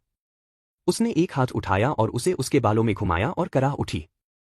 एक ही चिकनी पिशाच संवर्धित गति में, उसने उसकी शर्ट को उसके सिर के ऊपर खींच दिया, जिससे उसके स्तन केवल स्पोर्ट्स ब्रा में रह गए। उसने एक पल के लिए उन्हें नीचे देखा, जबकि उसके हाथ उसकी भगशेफ पर काम करते रहे। ओह, मैंने इस दिन का कितने समय से इंतजार किया है, उसने आश्चर्य से सांस ली। उसने एक ही पंजा बनाया और उसकी ब्रा को चीरकर अलग कर दिया। ब्रा गिर गई और उसके बड़े स्तन उछल पड़े, अपनी कैद से आजाद हो गए। उसके स्तन बिना किसी ढीलेपन के खड़े थे। उसके गुलाबी एरोला ने एक चुस्त निप्पल को घेर रखा था। पिताजी के पास आओ, उसने गुर्राते हुए एक स्तन पकड़ा और उसे चूसना शुरू कर दिया। उसने उसके निप्पल को काटा, जिससे हवा में कराह भर गई। आह! उसके दूसरे हाथ ने उसकी चूत को छोड़ दिया। ओलिविया ने उसकी अनुपस्थिति पर आह भरी, लेकिन फिर चौंक गई जब एजरा ने उसके दूसरे स्तन को पकड़ लिया। उसने निप्पल को धीरे से दबाया और उसके साथ खेलना शुरू कर दिया। उसने निप्पल को घुमाते हुए उसके स्तन की मालिश की। वह कराह उठी जब उसके हाथ और मुंह ने मिलकर काम किया, उसके भरपूर स्तनों के हर इंच को टटोला। उसके हाथ उसके बालों में घुसे हुए थे, उसके चेहरे को उसके स्तनों से टकराते हुए। उसने उसके स्तनों को एक साथ दबाया और दोनों निप्पल एक दूसरे के बगल में खड़े थे, उसने उन्हें अपने मुंह में ले लिया, उन्हें चबाते हुए उसके हाथों ने उसके स्तनों की मालिश की। एजरा, उसने लंगड़ाने से पहले आवाज लगाई, उसकी लेगिंग की कमर तरल पदार्थ से गीली हो गई। एजरा ने मुस्कुराते हुए महसूस किया कि उसकी जीवन शक्ति उसके अंदर समुद्र की लहरों की तरह उमड़ रही है। उसने उसे घुटनों के बल बैठने से पहले ही पकड़ लिया और उसे प्रशिक्षण कक्ष के नरम गद्दे पर लिटा दिया। संभोग सुख अभी भी समझ में आ रहा है। हालांकि उसे सांस लेने की जरूरत नहीं थी, ओलिविया फर्श पर कांपते हुए हाफ रही थी। अपने घुटनों पर बैठते हुए, एजरा ने उसकी लेगिंग को उसके क्रॉच पर पकड़ा और फ्लेक्स किया, जिससे उसकी चूत का छेद खुल गया। जब उसने देखा कि उसने कोई अंडरवियर नहीं पहना था, तो वह हंसा। किंकी, उसने चिढ़ाते हुए कहा। वह आगे की ओर झुका, उसकी जांघों को ऊपर उठाया और उन्हें अपने कंधों पर रखा, जिससे उसका चेहरा उसकी चूत तक बेरोकटोक पहुंच गया। उसने सांस लेने के लिए एक पल लिया, उसके प्रवेश द्वार की उत्तेजक कस्तूरी में सांस ली। एक हाथ से, उसने उसकी चूत के होंठों को अलग किया जो उसके हाल ही में हुए संभोग के रस से चिकना था। उसने अपनी जीभ को फैलाया, उसे लंबे समय तक चाटा और अंत में उसकी भगशेफ को छेड़ा। वह मुस्कुराया, क्योंकि वह कांप रही थी, कराह रही थी। उसने अपनी एक उंगली अंदर डाली और उसे उंगलियों से सहलाना शुरू कर दिया। जैसे ही उसका मुंह उसकी भक्षेप पर टिका, उसने उसे चूसा, उसे लॉलीपॉप की तरह घुमाया। उसकी उंगलियां उसके अंदर बाहर होती रहीं, एक स्थिर लय में। उसकी सांसें रुक गईं और वह खुशी में चिल्ला उठी। उसे धीरे से काटते हुए और अपनी जीभ के बीच घुमाते हुए उसने उसकी भक्षेप पर अपना पूरा ध्यान दिया। मत रुको, वह कांप उठी। एक हाथ से उसने अपने नीचे ट्रेनिंग मैट पकड़ी हुई थी और दूसरे हाथ से एजरा के बाल पकड़े हुए थे। उसने अपना काम जारी रखा, उसकी क्लिट को काटता रहा। हाँ हाँ हाँ, हे भगवान हाँ, वह तीव्र स्वर में चिल्लाई, इससे पहले कि वह हिंसक रूप से कांप उठी। उसकी योनि से रस हवा में छिड़कने लगा और वह चरम सुख पर पहुंच गई। एक स्क्वाटर, एजरा खुशी से मुस्कुराया। और भी बेहतर। उसने अपनी करतूत को देखने के लिए एक पल लिया। ओलिविया चटाई पर निढाल होकर लेटी हुई थी, हाफ रही थी, उसके स्तन कांप रहे थे क्योंकि वह अपने चरमोत्कर्ष पर थी। उसने अपने खड़े लिंग को देखा, जो अपने ट्रैकसूट से बाहर निकलने के लिए छटपटा रहा था। अब मुख्य भोजन का समय हो गया है। मेरा वैम्पायर हरम हर चीज पर हावी हो जाएगा। अध्याय 57, मैं आपकी दुनिया हिला दूंगा। पिछला। अगला। चेतावनी, A18 दृश्य। एजरा ने ओलिविया के स्तनों की पूजा करने में 1 मिनट लगाया। उसने उन्हें पकड़ लिया और चूसना शुरू कर दिया, अपनी जीभ को उसके निप्पलों के चारों ओर घुमाते हुए। ओलिविया हवा में बेतहाशा कराहती रही। उसने अपना ट्रैकसूट फाड़ने से पहले मुस्कुराया। उसने अपना लंड पकड़ा और उसकी चूत पर पटक दिया और मन ही मन मुस्कुराया। खोलो, बेबी। मैं तुम्हारी दुनिया हिला दूंगा। 1 मिनट रुको, ओलिविया ने पुकारा जब उसने उसके लंड को देखा। ऐसा कोई तरीका नहीं है जिससे यह फिट हो सके। मुझ पर भरोसा करो, वह मुस्कुराया। यह फिट हो जाएगा। रुको। रुको।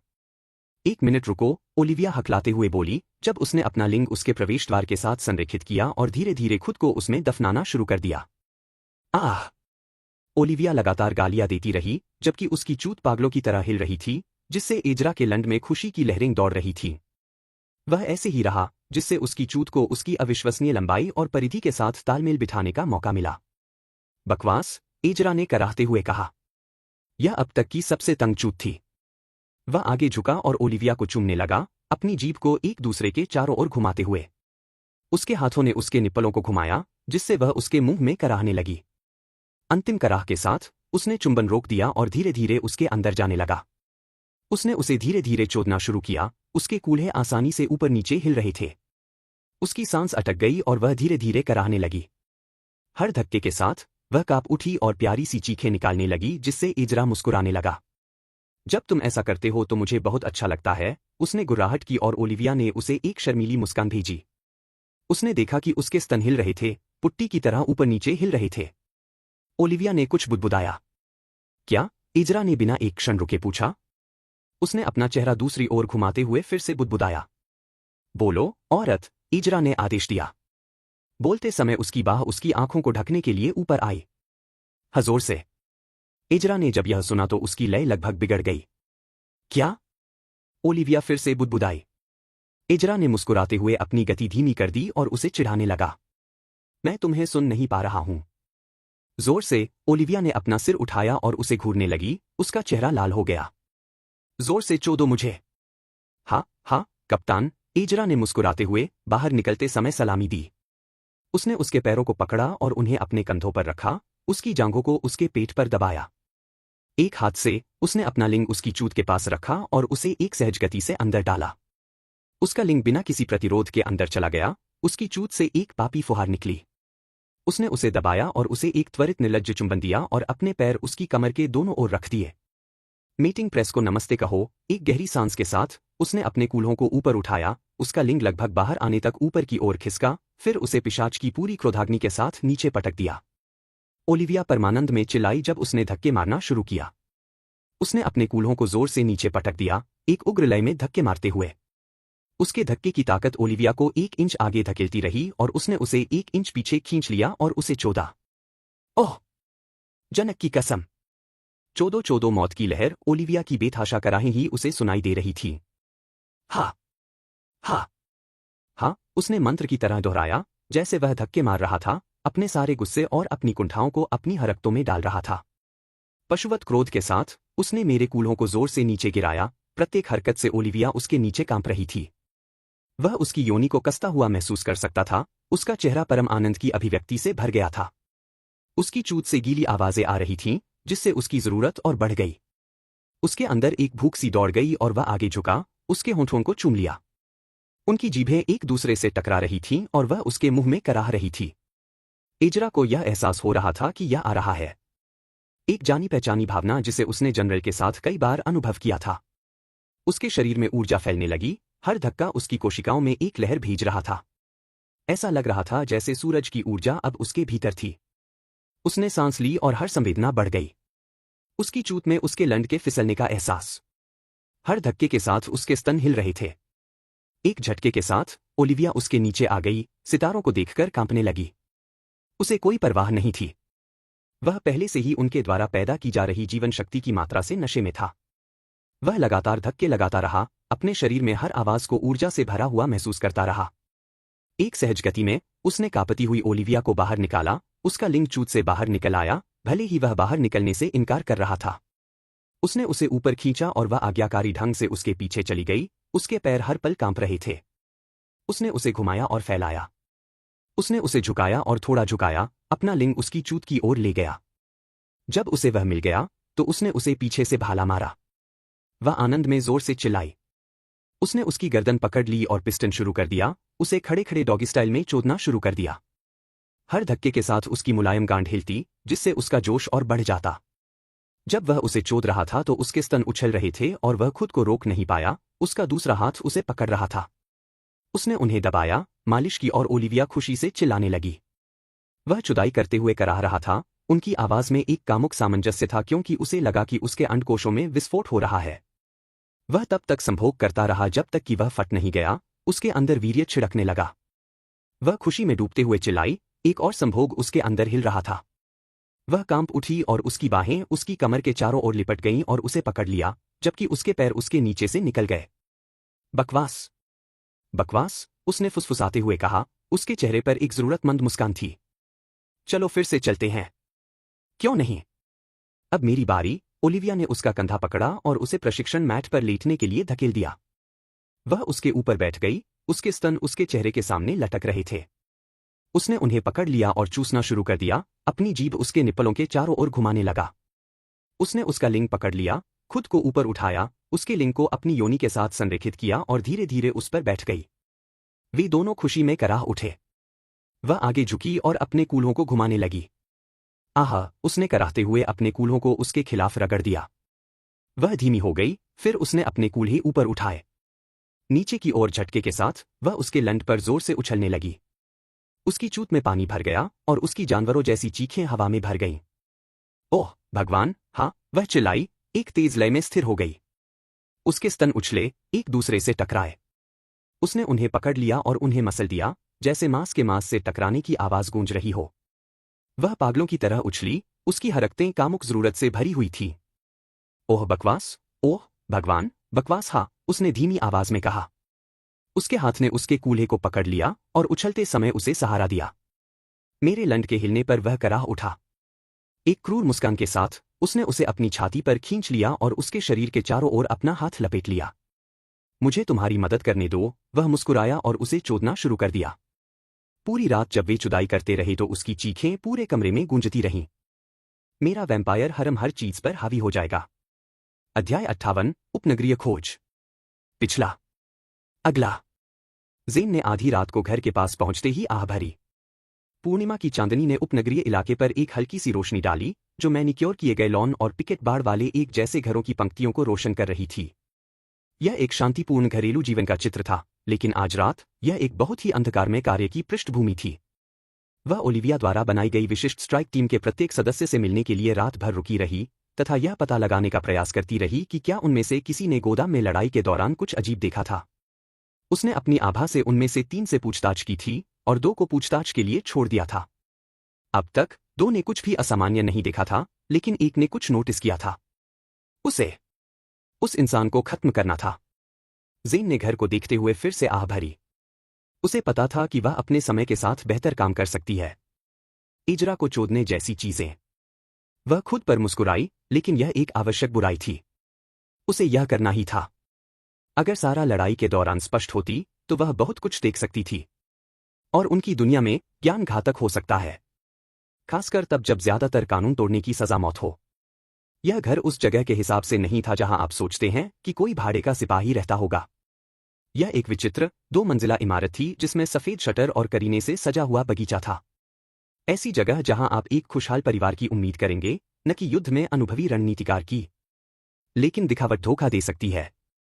ज़ेन को पता था कि घर जाल और अलार्म से भरा होगा। एक रणनीतिकार के रूप में काम करने वाला व्यक्ति बिना सावधानी और घबराहट के लंबे समय तक जीवित नहीं रह सकता। ज़ेन ने अपनी बढ़ी हुई इंद्रियों पर ध्यान केंद्रित करते हुए एक गहरी सांस ली।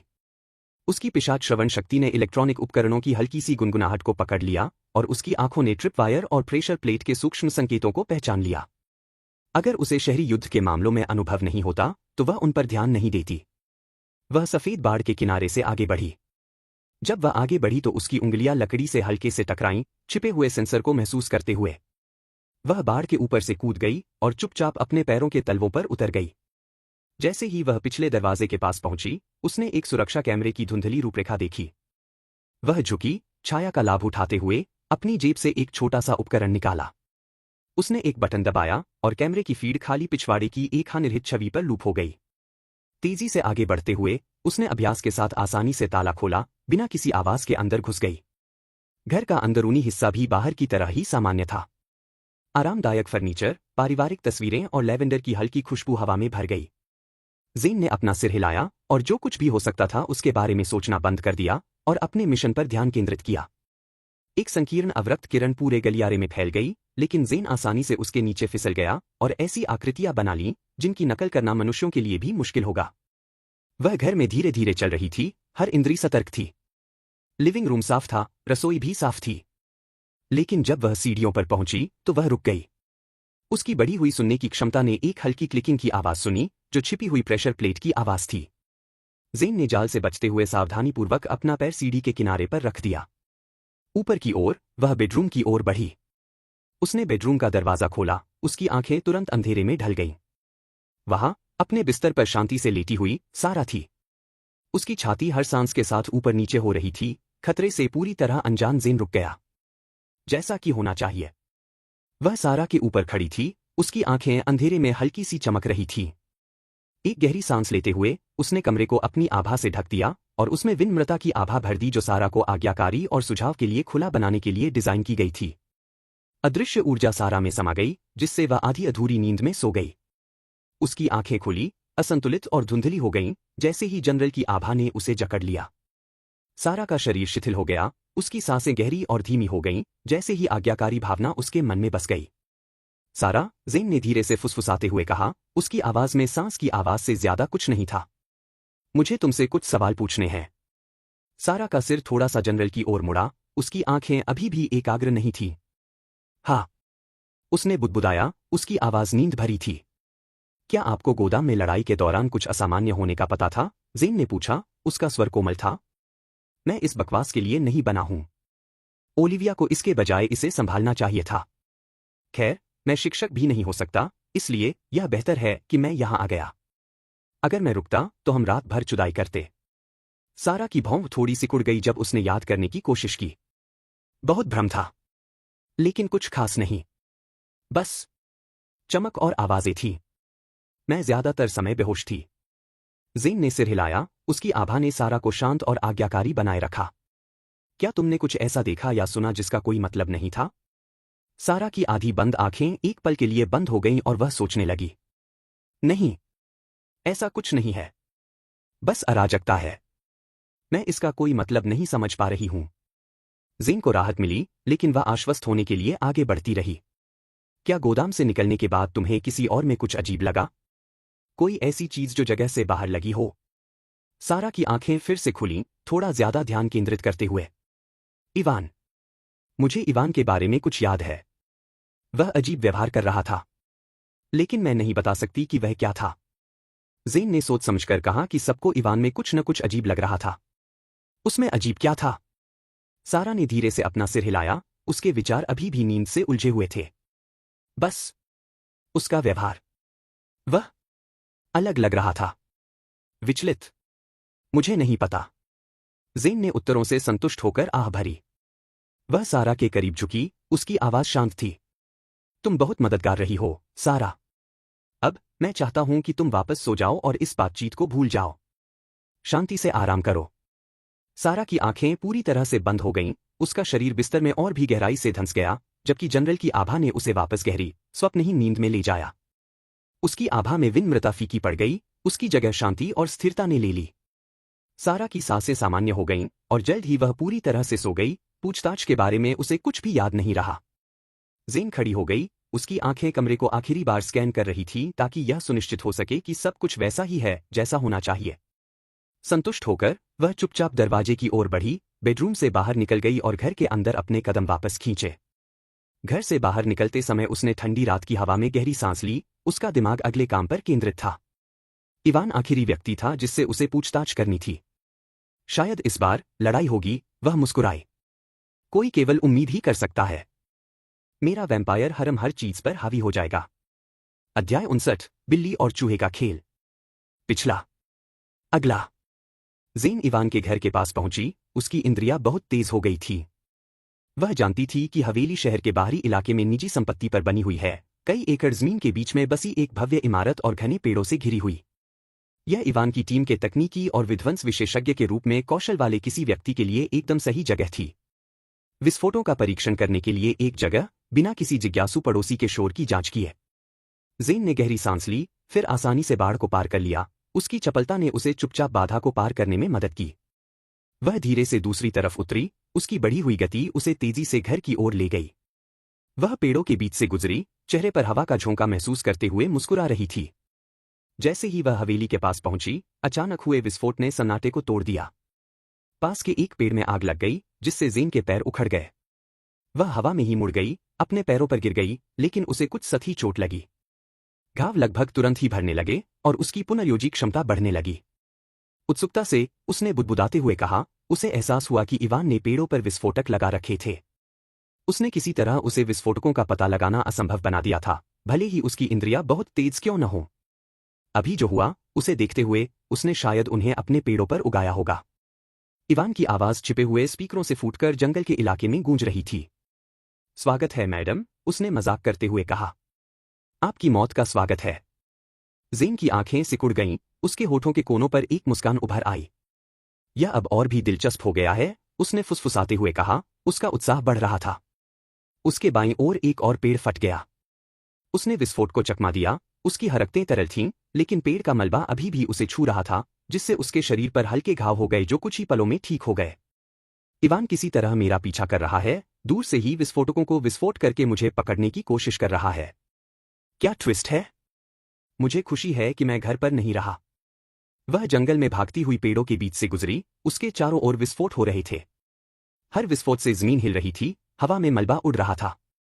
ज़ेन खुशी से हंस रही थी, उसकी आंखें शिकार के रोमांच से चमक रही थी। खतरे के बावजूद, या शायद उसके कारण, वह उत्साहित थी। क्या यह तुम्हारा सबसे अच्छा है, इवान? उसने पुकारा, उसकी आवाज में उल्लास भरा हुआ था। तुम्हें इससे भी बेहतर करना होगा। और भी पेड़ फट गए, विस्फोट और भी करीब आ गए। ज़ेन को विस्फोटों की गर्मी महसूस हुई, उसकी त्वचा झुलस गई लेकिन वह तेजी से ठीक हो रही थी। वह अलौकिक गति से आगे बढ़ी, चकमा देती और घूमती रही, उसकी हंसी रात भर गूंजती रही। पीछा करने का रोमांच, लड़ाई की संभावना, यह सब नशे की तरह था। भागते रहो मैडम, इवान की आवाज में ताना कसा गया। तुम भाग नहीं सकती। तुम पहले ही मर चुकी हो, बस तुम्हें अभी तक इसका एहसास नहीं है।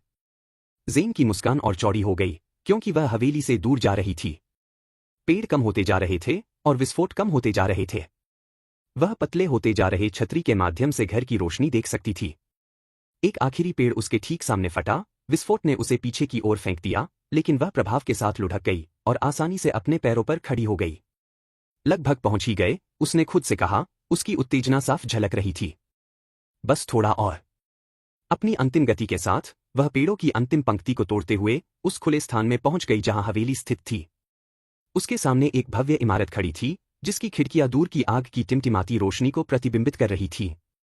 हवेली बहुत ही भव्य थी, जिसे सदियों पहले इंसानों की शैली में बनाया गया था। हवेली गहरे रंग के पत्थर की 3 मंजिला इमारत थी, जिसमें ऊंची, संकरी खिड़कियां थीं जो उसे आते हुए देखती थीं। आईवी दीवारों से चिपके हुए थे, उनकी टहनियां नुकीली छत की ओर ऊपर की ओर बढ़ रही थीं। सामने के दरवाजे बड़े और अलंकृत नक्काशीदार थे, जिनके दोनों ओर भव्य पत्थर के स्तंभ थे। ज़ेन ने प्रशंसा में सीटी बजाई। यह बहुत बढ़िया घर है। उसे पता था कि इवान देख रहा है, उसके अगले कदम का इंतजार कर रहा है।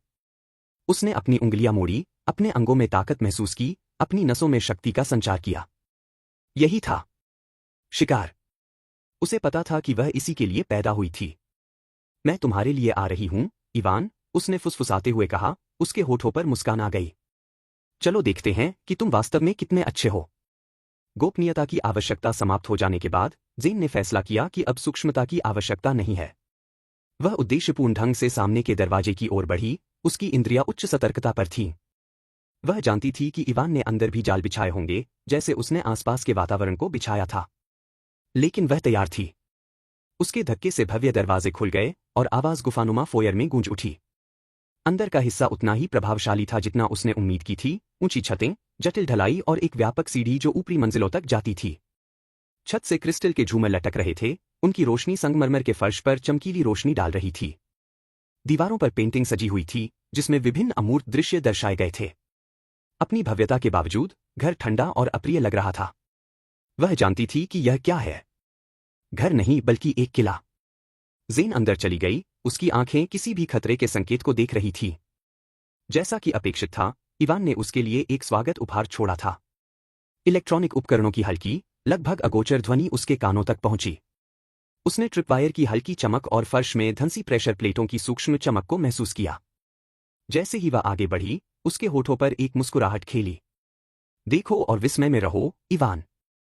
यह एक पिशाच की शक्ति है। उसने अपनी हर मांसपेशी में ऊर्जा भर दी। एक सांस छोड़ते हुए, जिससे उसके मुंह से भाप निकल रही थी, वह भाग गई। वह घर में तेजी से आगे बढ़ी, उसकी हरकतें खतरनाक भूल-भुलैया में तेजी से आगे बढ़ी। वह दबाव संवेदनशील टाइलों के ऊपर से कूदी, लगभग अदृश्य तारों के नीचे से निकली और गति सक्रिय सेंसर को दरकिनार कर दिया। हर कदम सोच समझकर उठाया गया, उसकी बढ़ी हुई इंद्रियां उसे इमारत में सुरक्षित रूप से ले जा रही थी। उसके दाहिनी ओर एक विस्फोट हुआ, विस्फोट के बल ने उसे घूमकर छर्रों से बचने के लिए मजबूर कर दिया। उसके बाईं ओर एक और जाल सक्रिय हुआ, लेकिन ज़ेन ने इसका अनुमान लगा लिया, आगे की ओर गोता लगाया और बिना किसी देरी के अपने पैरों पर खड़ी हो गई। वह हवेली में ऐसे घूम रही थी जैसे वह जानती थी कि वह एक शिकारी है। हॉल में सख्त चेहरे वाले पूर्वजों की तस्वीरें लगी हुई थीं, जैसे कि वह गुजरते समय उनकी आंखें उसका पीछा कर रही हों। वह गुजरते समय उन पर मुस्कुराती रही। हवेली बहुत विशाल थी, जिसमें अनगिनत कमरे और छिपे हुए रास्ते थे, लेकिन थोड़ी देर बाद वह जान गई कि कहाँ देखना है। तहखाना। मेरा वैम्पायर हरम हर चीज पर हावी हो जाएगा। अध्याय 60, शेर की मांद में।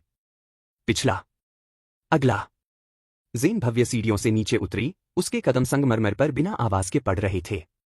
बेसमेंट का प्रवेश द्वार लाइब्रेरी में एक किताबों की अलमारी के पीछे छिपा हुआ था, और उसे इसे खोजने में मजा आया। यह आसान नहीं था, लेकिन उसने छिपी हुई कुंडी ढूंढ ली और खींच दिया, जिससे हवेली की गहराई में जाने वाली अंधेरी सीढ़ियां दिखाई दी। अपनी आभा को पूरे स्थान पर फैलाने से उसे जो महसूस हुआ, उसके आधार पर तहखाना बड़ा था, कमरों और गलियारों का एक भूल भुलैया नेटवर्क। आखिर इसकी क्या जरूरत है? जब लड़ाई होने वाली हो तो कोई क्यों छिपना चाहेगा? वह ऐसे लोगों को समझ नहीं पाती थी। यह स्पष्ट था कि इवान ने घेराबंदी की तैयारी करते हुए इलाके को मजबूत कर लिया था। दीवारें स्टील से बनी हुई थीं और फर्श पर बेकार पड़े सामरिक उपकरण और हथियार बिखरे हुए थे। विस्फोटक, गोला बारूद और कई तरह के हाईटेक गैजेट जगह बिखरे पड़े थे। ज़ेन ने अपने पैरों से उन्हें दूर धकेल दिया। उसे उनकी जरूरत नहीं थी। इसके अलावा उसने उनमें से हर एक को फंसा लिया। मैं बुलेट प्रूफ जैकेट पहनूंगा और जब मैं उसका सामना करूंगा तो यह बस फट जाएगा। उसकी चतुराई। जैसे जैसे वह तहखाने में आगे बढ़ी, उसे और जाल मिले। विस्फोटकों को सावधानीपूर्वक हानिरहित दिखने वाली वस्तुओं के पीछे छिपाया गया था। जब उसने एक ग्रेनेड को गमले में लगे पौधे के रूप में छिपा हुआ देखा तो वह हंस पड़ी। उसने हर एक को आसानी से चकमा दिया और सेंसर द्वारा उसकी उपस्थिति का पता लगाने से पहले ही तेजी से निकल गई। अंत में वह तहखाने के बीचों बीच पहुंच गई। इवान ने खुद को एक बड़े, मजबूत कमरे में बंद कर लिया था। वह उसकी धड़कन सुन सकती थी, जो मजबूत और स्थिर थी। दरवाजा बहुत मजबूत था, लेकिन वह उसकी ताकत के सामने कुछ नहीं था। एक दहाड़ के साथ उसने उसे लात मारकर खोला, धातु बल के कारण कराह रही थी और मुड़ रही थी। अंदर इवान हथियारों के एक शस्त्रागार से घिरा हुआ खड़ा था। उसकी आंखें बेचैन थीं, डर और नींद की कमी का मिश्रण। उसने एक हाथ में डेटोनेटर और दूसरे में बंदूक पकड़ी हुई थी। कमरा हवेली के विभिन्न हिस्सों को दिखाने वाले मॉनिटरों से भरा हुआ था, सभी विस्फोटों के बाद की स्थिति दिखा रहे थे। मैडम, उसने कहा, उसकी आवाज थोड़ी कांप रही थी। मुझे पता था कि तुम आओगी, दाढ़ी वाला, तगड़ा आदमी खड़ा होकर उसे देख रहा था। ज़ेन आगे बढ़ी, उसकी आंखें खुशी से चमक रही थी। बेशक मैंने किया, इवान। तुम बहुत कुछ जानते थे। लेकिन तुम यह पहले से ही जानते थे, है ना? इवान ने एक कर्कश, कड़वी आवाज में हंसते हुए कहा। मुझे पता था कि तुम अस्वाभाविक हो। मैंने उस रात कुछ चीजें देखीं। ऐसी चीजें जो संभव नहीं होनी चाहिए। ऐसी चीजें जो इंसान नहीं कर सकता। मुझे पता था कि तुम मुझे चुप कराने आई हो। ज़ेन ने धीरे से सिर हिलाया, उसके होठों पर मुस्कान थी। तुम सही हो। हम किसी भी तरह की लापरवाही बर्दाश्त नहीं कर सकते। इवान ने डेटोनेटर उठाया, उसकी उंगली बटन पर मंडरा रही थी। तो देखते हैं इसका अंत कैसे होता है। क्या तुम पहले मेरे पास आओगे? या मैं तुम्हें अपने साथ लेकर इस पूरी जगह को आसमान में उड़ा दूंगा? किसी भी तरह, तुम्हारी मौत पक्की है। तुम बहुत ज्यादा अनुमान लगा रही हो। इवान ने जब उसकी ओर बंदूक घुमाई तो ज़ेन हंस पड़ी। जैसे ही इवान ने उस पर गोली चलानी शुरू की, बेसमेंट में गोलियों की गगनभेदी गर्जना गूंज उठी। गोलियां उसके पास से गुजरी, कुछ बाल बाल बच गईं, कुछ उसे लगीं और छेद कर गईं, कुछ दीवारों से टकराकर गिर गईं। वह चकमा देते हुए अपनी आंखें संकुचित कर लेती थी, अपनी ऊर्जा के भंडार से गहराई से ऊर्जा प्राप्त करती थी, जिससे उसकी धारणा और प्रतिक्रियाएं अलौकिक स्तर तक तीव्र हो जाती थीं। दुनिया उसके चारों ओर धीमी लग रही थी। हर गोली धीमी गति से चल रही थी और वह घूमती हुई प्रक्षेपास्त्रों की बारीकियां देख सकती थी। फुर्ती के साथ उसने खुद को बगल में फेंक दिया, उसके पैर मुश्किल से जमीन को छू रहे थे क्योंकि वह स्टील के घातक तूफान से गुजर रही थी। उसके शरीर से काले, चिपचिपे जाल निकले जो उसे गोलीबारी की रेखा से बाहर धकेलते और खींचते रहे। वह अविश्वसनीय गति से कमरे में घूमी, इवान द्वारा अपनी बंदूक के साथ उसका पीछा करने की कोशिश करने पर भी वह चकमा देती रही। वह एक मजबूत धातु के बक्से के पीछे गिरी, जिसका इस्तेमाल उसने अस्थायी कवर के रूप में किया। तुम अपना समय बर्बाद कर रहे हो, इवान, उसने चिल्लाते हुए कहा, उसकी आवाज गोलियों की आवाज को चीरती हुई आ रही थी। तुम यह नहीं जीत सकते। इवान ने गोलियों की बौछार कर दी। मैं बिना लड़े नहीं मरूंगा, मैडम। आप राक्षस हो सकती हैं, लेकिन मैं आपको मुझे नहीं ले जाने दूंगा। मैं कोई साधारण आदमी नहीं हूं। ज़ेन फिर से आगे बढ़ी, अपने जाल का इस्तेमाल करके इवान के करीब पहुंची। हर हरकत का उद्देश्य उसे अपने लक्ष्य के करीब लाना था और गोलियों की बौछार से बचना था। वह कमरे के एक कोने से दूसरे कोने तक झूलती रही, उसकी बढ़ी हुई गति ने उसे एक मुश्किल लक्ष्य बना दिया। गोलीबारी जारी रही, लेकिन ज़ेन की चपलता और सूझबूझ ने उसे एक कदम आगे रहने दिया। उसने महसूस किया कि उसकी ऊर्जा की जलन खतरनाक दर से खत्म हो रही है, लेकिन वह आगे बढ़ती रही, क्योंकि उसे पता था कि उसे इसे जल्दी खत्म करना होगा। हर झटके और छलांग के साथ उसने अपने और इवान के बीच की दूरी कम कर दी। जैसे ही वह एक सहायक खंभे के पीछे उतरी, ज़ेन ने अपने आसपास के माहौल का जायजा लेने के लिए एक पल लिया। कमरे में उल्टे हुए फर्नीचर, बिखरे हुए गोला बारूद और गोलियों से छलनी दीवारें थीं। इवान के हाथ कांपने लगे थे और उसकी गोलियों की आवाज और भी छिटपुट होती जा रही थी। ज़ेन को अपना मौका दिख गया। उसने एक और वेब शॉट मारा, खुद को छत तक खींच लिया और फिर इवान के पीछे नीचे गिर गई। वह घूम गया, बेतहाशा फायरिंग की, लेकिन ज़ेन बहुत तेज था। उसने आसानी से गोलियों को चकमा दिया, उसका शरीर धुंधला हो गया। वह लगभग उसके पास ही थी जब इवान की बंदूक खाली हो गई। उसके चेहरे पर घबराहट की झलक दिखी क्योंकि वह नई मैगजीन लेने की कोशिश कर रहा था। ज़ेन ने मौके का फायदा उठाया और एक वेब शॉट लगाया जिससे खाली बंदूक उसके हाथ से छूट गई। बंदूक बेकार होकर फर्श पर गिर गई। इवान की आंखें डर से चौड़ी हो गईं जब उसने अपनी बेल्ट में हाथ डाला और एक बड़ा, दांतेदार चाकू निकाला। उसने उसे अपने सामने रखा, उसका रुख रक्षात्मक था। तुम्हें लगता है कि मैं तुमसे डरता हूं? चलो, चलो इसे खत्म करते हैं। सचमुच? मुझे लगा कि तुम हमें पूरी तरह से उड़ा दोगे। क्या हुआ? इवान गुर्राया। मुझे बम की जरूरत नहीं है। मैं तुम्हें खुद मार डालूंगा। ज़ेन ने अपना सिर झुकाया, उसकी चुनौती पर विचार करते हुए। उसकी आंखों में मनोरंजन और उसके विरोध के प्रति सम्मान का मिश्रण था। वह एक कदम पीछे हटी, उसके चिपचिपे जाले फीके पड़ गए क्योंकि वह उसका सामना कर रही थी। ठीक है, इवान। हाथ से हाथ मिलाना ही होगा।